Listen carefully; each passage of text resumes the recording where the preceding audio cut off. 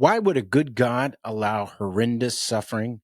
Why would a good God allow people to go through something like the Holocaust? Why would a good God utilize Darwinian evolution, which has pain and suffering baked into it? Things seem incompatible, or at least count heavily against the existence of a perfectly loving and good God. How are these evils handled? How would you, as a Christian, handle these evils? Well, in this video, you're going to learn when you're reading on the problem of evil and you're considering the contemporary literature, three books will kind of keep coming up. One is Marilyn McCord Adams' Horrendous Evils and the Goodness of God. The other is Trent Dougherty's The Problem of Animal Pain. And then another one is John Schneider's Animal Suffering and the Darwinian Problem of Evil. Now, what do these three books have in common? What's one really important thing? Well, when I started looking through them, I realized they all utilize a defeat condition in developing their response to various problems of evil. What is a defeat condition and how can it help you when you're trying to figure out how to respond to the problem of evil? Well, that's what you're going to learn in this video. Welcome to Christian Philosophy Academy. My name is Dr. Christopher Michael Cluse. Created this channel to help you grow as a Christian philosopher, strengthen your mind and your faith. And one thing I've created to help you do that is I broke down like 5 really important arguments to just give you exactly what you need and incorporating them into your own repertoire of things you can talk about and arguments you can give when you're discussing things with atheists or skeptics. So go to christianphilosophyacademy.com/5arguments to get your free guide. Now, when it comes to the defeat condition, it helps to understand the distinction between balancing off evil and defeating evil. Now, I will just mention where this condition comes from, and then we're going to really look at Marilyn McCord Adams' analysis and breakdown of it, because Dougherty and Schneider are sort of going off of Adams' take of it, and also the place that Adams got it, which is Roderick Chisholm. So Chisholm develops this condition. He pulls it from G.E. Moore's Principia Ethica, and then now it's being further developed in the contemporary literature. So what is this distinction drawn from G.E. Moore and Roderick Chisholm? Well, there are 2 ways that things that are valuable can be related between their parts and their wholes. There's at least 2 ways. There's many ways, but an important way is this distinction. They can either be the evils, the parts that make up the whole or contribute to the whole that are evil can either be balanced off, or the evils that are part of the whole can be defeated when it comes to the whole. So the balancing off relation is basically additive. You add up the value parts, and then the bad parts are balanced off within the larger whole if the good parts outweigh the bad parts. Contrast that with what's called defeat. So it's important to kind of cash out what G.E. Moore is thinking of. He's talking about intrinsic value and how things have intrinsic value. And he has a part to whole and ontology. That is what things, how things have their being, how things have their value. And he's thinking of how wholes come to have the value they have, the intrinsic value they have, in light of the parts that comprise them. So he uses this term organic unity, and he notices, as she says, quote, in Moore's words, there can be value parts that are integrated into a whole to which they bear, quote, this is from Moore, no regular proportion via relations of organic unity. In these latter cases, not only may the whole have a different value from the part, but also a significantly smaller, negatively valued part can contribute to greater overall positive value in the whole. In which case, to borrow Chisholm's label, the negative value of the part may be said to be defeated within the whole. So you might be, that's a lot of sort of abstract stuff, but he's a real example from a painting from Monet. Monet's study of Rouen Cathedral in the early morning. The ugliness, there's this patch of bilious green color patches, is defeated by their integration into the vast beauty of their artistic design, she says. Obviously, if the value parts were networked to the whole possible world only by additive relations, it would be impossible that the best of all possible worlds should contain evils. Thus, best of all possible worlds this approach to the problem of evil, must take possible worlds to be like Impressionist paintings in this respect, so that this principle applies. If you're thinking about the best of all possible worlds that God could create and how it could contain evil that's just so horrendous, and people suffer, people die, the Holocaust and so on, these horrendous things, how could that be the best of all possible worlds if it's got all this bad stuff in it? Now, if you take the just balancing off approach, you might have good reason to think that the negative outweighs the positive, right? And then it seems God hasn't created the best of all possible worlds. Or how do you make sense of all this evil in light of supposedly God's goodness? By contrast, if you see the evils like the patches of green in Monet's painting, then they can actually contribute to the whole, ultimately in a positive way that sort of outstrips their value. That is, they may, even though they're a small patch, they may have a contribution to the whole that sort of outstrips or it contributes to a greater positive value on the whole.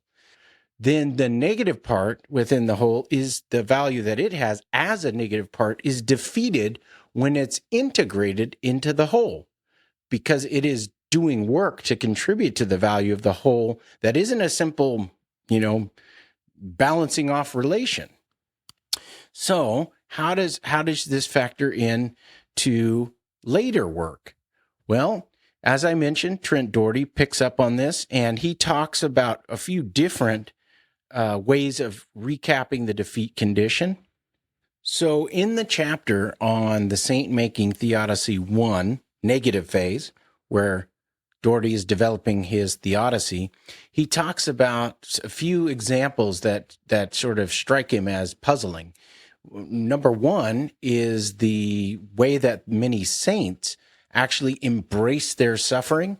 So looking back on it, they don't necessarily view it as a negative, right? As just this negative thing that somehow the goodness of their life must be weighed against or balanced off or added up against.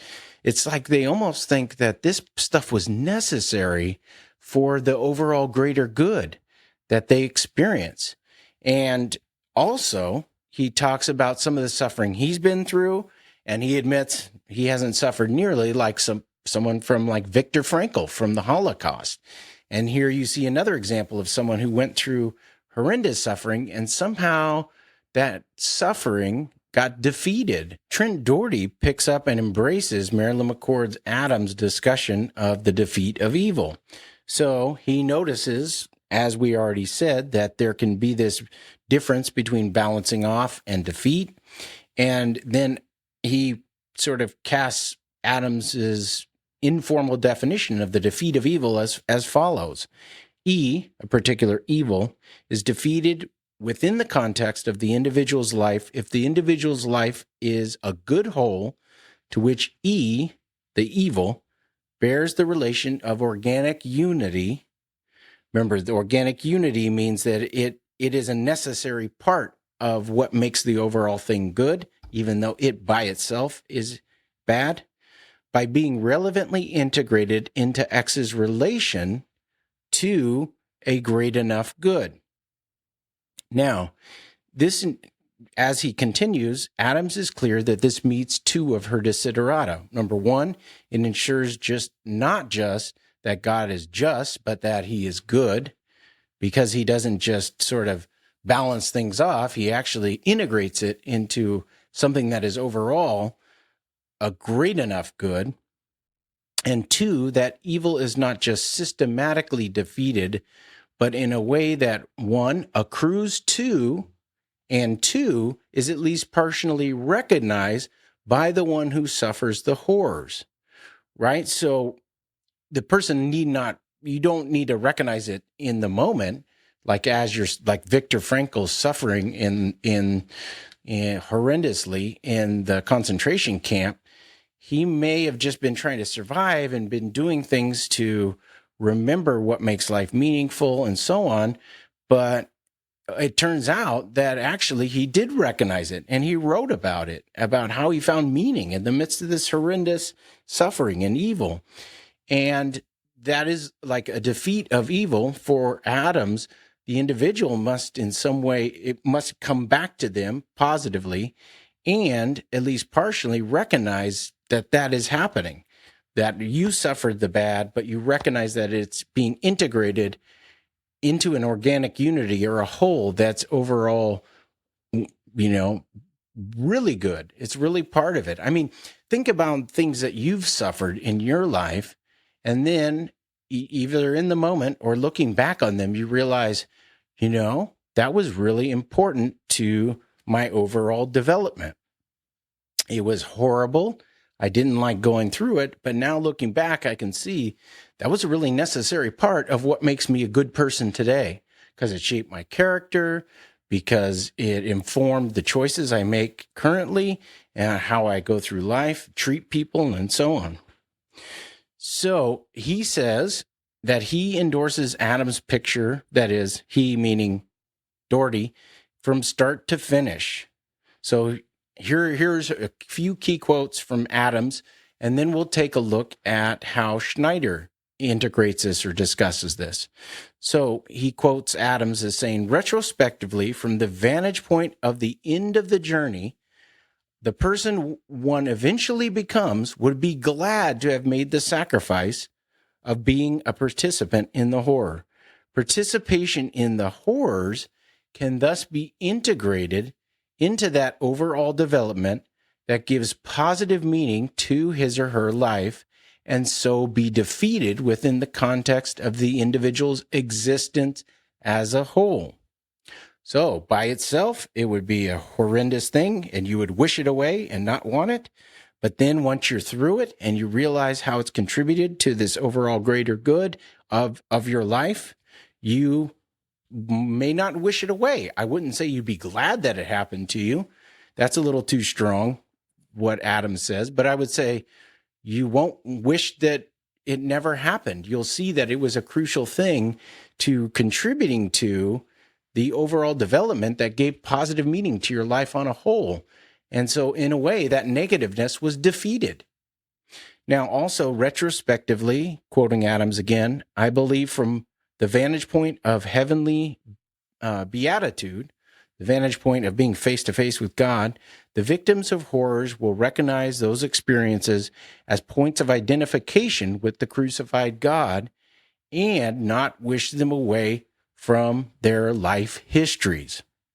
Now, this gets into a whole bunch more stuff that Adams develops later in her book, Christ and Horrors, which we won't go into now, but you can see that if the Christian God came down to earth and suffered in the way that he did and defeated evil, not only just the evil that happened in his life, but evil writ large, that is sin writ large, then you can look back, at least it's possible for the person that suffered a horrendous evil to look back and see that actually they were participating in something horrendous that also the God they worship participated in, and that just as the God they worship, Jesus, overcame that evil and defeated it and created a greater good within his life as a whole, given what he did and who he is, then also that evil that is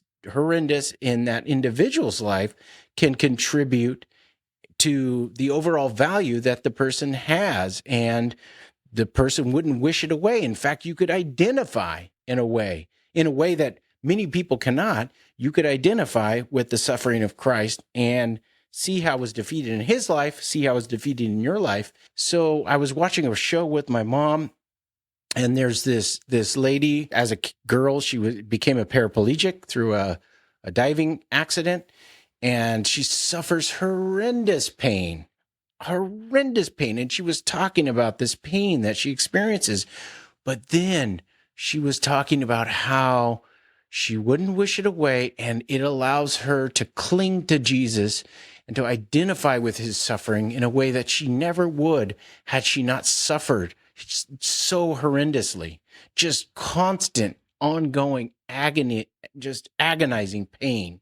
I can't imagine. I've been in a little bit of pain in my life, but nothing compared to what she goes through on a day-to-day basis just to get through the day. This is a good example of how even horrendous suffering can be integrated into a life that on the whole is good, and it's an important part of what makes that life good, because it's actually functioning. The impact she has had, it's amazing. She's impacted so many lives, and even though she's not happy she has it, and she gets mad and frustrated that she's in so much pain, but still she wouldn't wish it away, and she can identify with Christ and clings to Christ in a way that is so rich. And that's what I believe Adams is talking about, and then Dougherty's endorsing in this part. Now, Dougherty goes on to make some clarifications and so on, but I just thought I'd highlight that Dougherty is endorsing this condition. Now, also, and a really important problem of evil is the Darwinian problem of evil. That is, it looks like when you just look at the world, that there are creatures that our whole purpose and design is to inflict pain and suffering and death on other creatures and humans. And so the way that also we've evolved is wrought with pain and suffering. The Darwinian mechanism of evolution is based on survival of the fittest, and that involves predation and huge suffering and weeding out of the weak and so on. So it just seems like a process that is not something that a wholly good God would use to create species, right? So it's a real problem. So Schneider really deals with it in an amazing way. He's got a lot of nuance to it. He ultimately embraces an aesthetic theodicy. So you'll have to read his book, Animal Suffering and the Darwinian Problem of Evil. But in chapter 4, he actually goes into the defeat condition. So after breaking down Chisholm's defeat condition, Schneider picks up on the defeat condition and also integrates it with regard to Michael Murray's important book, Nature Red Tooth and Claw. Now, what would be a good reason for us to think that these evils, Darwinian evils, have been defeated? What would the theodicist, or the person trying to find reasons that God would allow these things,